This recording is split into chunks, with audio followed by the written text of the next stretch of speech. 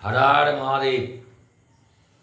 শ্রাবণ মাস শেষ হতে চলেছে, তাই এই শ্রাবণ মাস অতি পবিত্র মাস, পুণ্য মাস। এই মাসটা আমরা শিব ঠাকুরের উদ্দেশ্যে অনেক ব্রত বিধি নিষেধ পালন করে থাকি। শিব ঠাকুরকে জল এবং বিল্লপত্র প্রদান করে থাকি। এই বিল্লপত্র চয়নের ক্ষেত্রে কিছু বিধি নিষেধ আছে। সব দিন বিল্লপত্র চয়ন করা যায় না। সংক্রান্তি, দ্বাদশী, অমাবস্যা, পূর্ণিমা ও সোমবার, এই দিন কয়েকটি বিল্লপত্র তোলা যাবে না। এর আগের দিনে বিল্লপত্র তুলে জলে রাখতে হবে, এটাই নিয়ম। আর রাত্রিকালে বিল্লপত্র তোলা নিষিদ্ধ। বিল্লপত্রে যেভাবে থাকে সেভাবে দিতে হয় শিবের মাথায়। আর এই বেলগাছে সোমবার দিন এই শ্রাবণ মাসের মধ্যে একটা প্রদীপ জ্বালাবেন, অবশ্যই অনেক মঙ্গল হবে।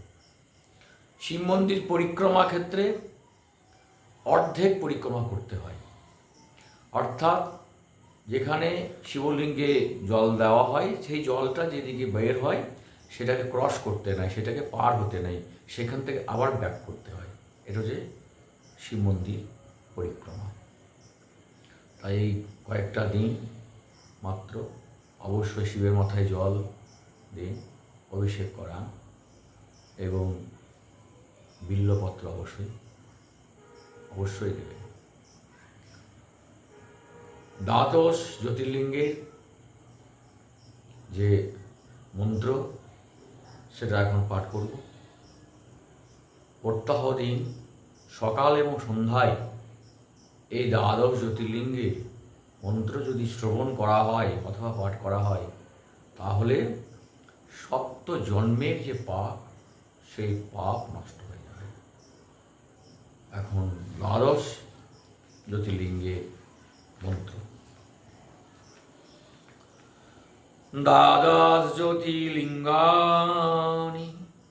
সৌরাষ্ট্রে সোমনাথং চ শ্রীশৈলে মল্লিকার্জুনম উজ্জয়িনম মহাকালম ওঙ্কারম মলেশ্বরম পরল্লাম বৈদ্যনাথং চ ডাকৃষ্ণ ভীম শঙ্করম সেতু বন্ধেতু রামেশ্বম নাগেশ্বম দ্বারকামণি বারাণসন্ত বিশ্বেশ্বম ত্র্যম্বকং গৌতমী তটে হিমালয়ে তু কেদারম দুষ্মেষং চ শিবালয়ে এতানি জ্যোতির্লিঙ্গানি স্বয়ং প্রত পঠেন্নরঃ সপ্তজন্ম কৃতং পাপম স্মরণেন বিনাশতি।